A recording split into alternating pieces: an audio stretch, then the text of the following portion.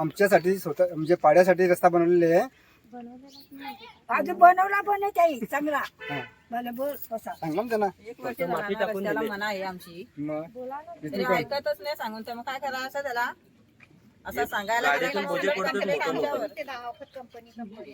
गाडीतून मोठं मोठं बोजे पडतं. कामावरून घरी येत असताना गरबाची आपली गाडी फसलेली म्हणून तिथून मी येत असताना माझी गाडी स्लिप झाली आणि माझ्या पायावर लागलाय. आम्हाला वाहतुकीचा त्रास होतो. हा सगळा वाहतुकीचा आम्हाला त्रास होतो.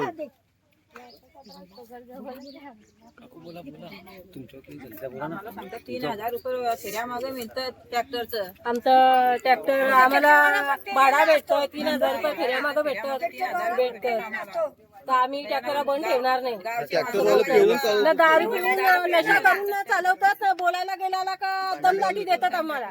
कंपनी पाहिजे का यांना गावचं माणसं पाहिजेत.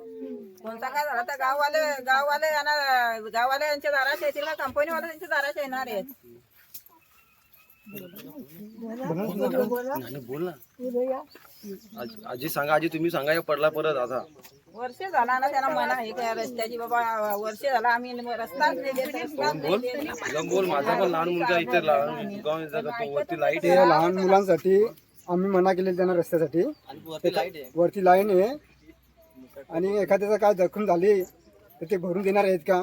तो जीवरा परत माणूस परत जिवंत करून देणार आहेत का? पोल आतमध्ये रस्ता होता तो ते आतमध्ये घेतला, कंपनीच्या आतमध्ये घेतला. तरी पण ऐकायला तयार नाही. योच रस्ता झाला पाहिजे, योच रस्ता झाला पाहिजे. असं कशावरून?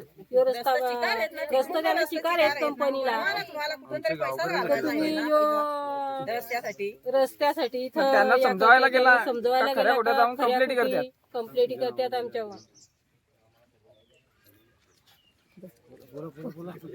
कोणीतरी याच्यावर कोणीतरी या करा जरा. आणि नाहीतर आम्ही कंपनी जवळ जाऊन आम्ही आम्ही तिथे बसणार आहेत, आंदोलन घालणार आहेत. कारण या कंपनीचा जाम त्रास आहे. याचा जर यही केमिकल जर सोडला पाण्याने तर आमच्या पाण्यावर किती दूषित परिणाम होणार आहे याचा. कंपनी आणि शेतीचा किती आमचा नुकसान होणार आहे. त्या एवढ्या या करायचा मोलमजुरी करून ना शेती लावायची ना. जर यांच्या कंपनी मुलं आमच्या शेतीवर जर दूषित परिणाम झाला तर ते आम्ही काय करायचं ना, काय खायचं ना, कसा जगायचा. आदिवासी पेसा गाव आहे आणि आमचं पूर्ण गाव आदिवासी आहे, पेसामध्ये मुरतोय. आमच्यावर जबरदस्ती केली जाते. शासनाने जरा आमचा विचार करावा, दखल घ्यावी. कोणीतरी आम्हाला जरा या करावा आणि या कंपनीचा पाठपुरावा करावा. अंजली बोल. माझी मुलं शाळेत जाते.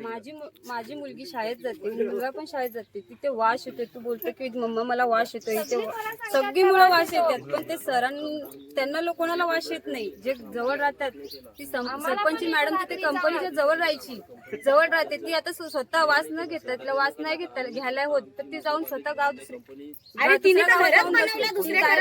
जाऊन घरच बनवलंय. ती स्वतः जाऊन आणि तिच्याकडे सगळी कंप्लेंट ती स्वतः सहकार करते त्या कंपनीला तुम्ही स्वतः बोलते का हा कंपनी बंद करणार. सगळ्यांना मी स्वतः कंपनी जाऊन आणि मागे आम्ही आंदोलन केलं होतं. स्वतः सगळे गावकरी गेले होते. तिथे गेलो तर तिथे आतमध्ये न जाता तरी आमच्या मुलांवर खोट्या कंप्लेंटी केल्या का हा हे लोक जाऊन आम्हाला दमदाटी करतायत, कंपनी बंद करायला. आणि कोणी जर आमच्यावर दुर्लक्ष केलं ना तर आम्ही आमची मुलं बाला घेऊन जाऊ कंपनी जवळ आणि तिथेच आम्ही काय पण करून घेऊ. कारण आम्ही अशी पण आता मरणारच आहेत ना, तशी पण मरणारच आहेत. आम्हाला काहीच याच नाही, पर्यायच नाही राहिलेला आता. कारण आमची दक्षता कोणीच घेत नाहीयेत. आम्ही 9 महिने पोटात वारवायची नाही. यांच्या कंपनीचं याच्या मुला टायर कंपनी आहे, ते टायर कंपनीचं काय परिणाम होणार आहेत त्याच्यामुळे कॅन्सर होतो.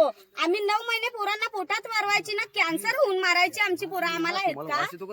आपल्या जिल्ह्यात एक पण बरं कंपनी आता चालू नाही. मग हीच कंपनी चालू सगळ्या कंपनी बंद करायला लावल्या शासनाने. मग ही कंपनी का चालू आहे? टायर कंपनी होत नाही. ही कंपनी टायर कंपनी गावामध्ये नाहीच पाहिजे, नकोच पाहिजे. टायर कंपनी नकोच पाहिजे आम्हाला गावामध्ये. कुठं पण जाऊ दे ती टायर कंपनी, दुसरी कुठलीही कंपनी असो, टायर कंपनी आम्हाला नको. ती कंपनी बंदच झाली पाहिजे. टायर कंपनीची गाडी आहे. आताची 10 दिवस झाले तिथं फसलेली आहे. जर यांना बोलायला गेलो ना तर मुलांवर, बायांना सोडून पुरुषांवर कंप्लेंटी करतात की हा हे लोक आम्हाला अडवतात, इथे रस्त्यावरून गाड्या जाऊन देत नाही. बोलायला तर नकोच. बोलायला गेलं काय कंप्लेंटी करून परस्पर जाऊन कधी फोन करतील काय कसलाच पत्ता नसतो. पोलिसांना बोलून घेतील आणि गावकऱ्यांकडून तर कधीच नाही, सहकार्य गावकऱ्यांना कधीच करणार नाही. 10 दिवस झाले ती गाडीला इथे फसलेली आहे. जर काढायला गेले तर ते लाईटीवर चैन अडकवून ती लाईट 8 दिवस झाले गेले आणि आम्हाला बोलले का तुमची शुक्रवारपर्यंत तुमची लाईटीची जी वायर तुटली होती ना, आज रविवार वायर तुटली होती ती दुरुस्त करून देणार होते. दुरुस्त करून दिली, चेंज करणार होते. त्याचा त्यांच्याकडून आम्ही लिहून घेतलं. त्याचा काही उपयोग झाला नाही का हा आम्ही तुम्हाला चेंज करून देणार आहेत. बोलायला गेलो तर बोलते तुम्ही अर्ज द्या, अर्ज देऊन या, अर्ज द्या, लेखी द्या, हे ते करा. हेच असंच फसवणूक करत राहतात. आणि ते कंपनीचा जाम प्रदूषण होतंय, त्याच्यामुळे आम्हाला जाम त्रास होतो.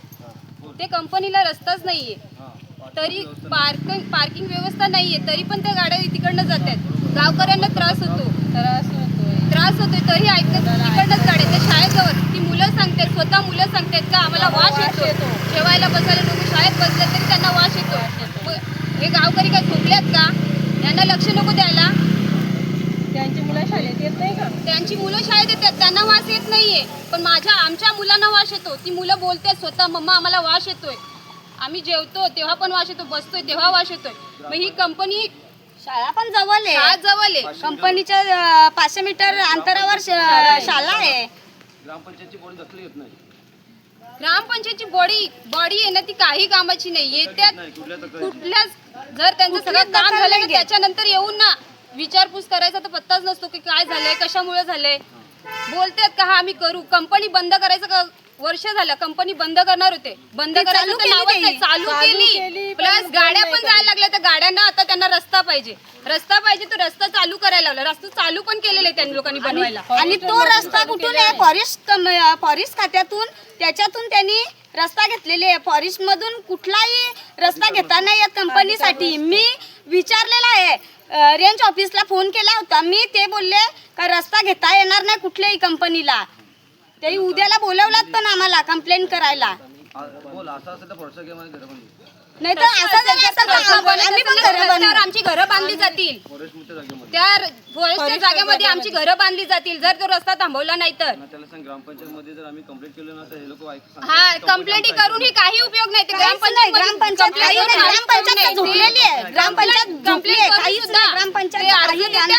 आम्ही असला पुरावा करतोय, ते करतोय, सगळं करतोय, पण ती कंपनी बंद का होत नाही? फसवणूक सरपंच बाई बोलून गेले का मी कंपनीवर अर्ज टाकते सगळं काय करत बसते, पण अजून कंपनी बंद व्हायचं नाव घेत नाहीये. कंपनी ऐकत नाही. कंपनीतला स्वतः मॅनेजर यायला किंवा कोणी यायला तयार नाही. एवढं प्रकरण चालू आहे, कंपनीतला एकही व्यक्ती तिथं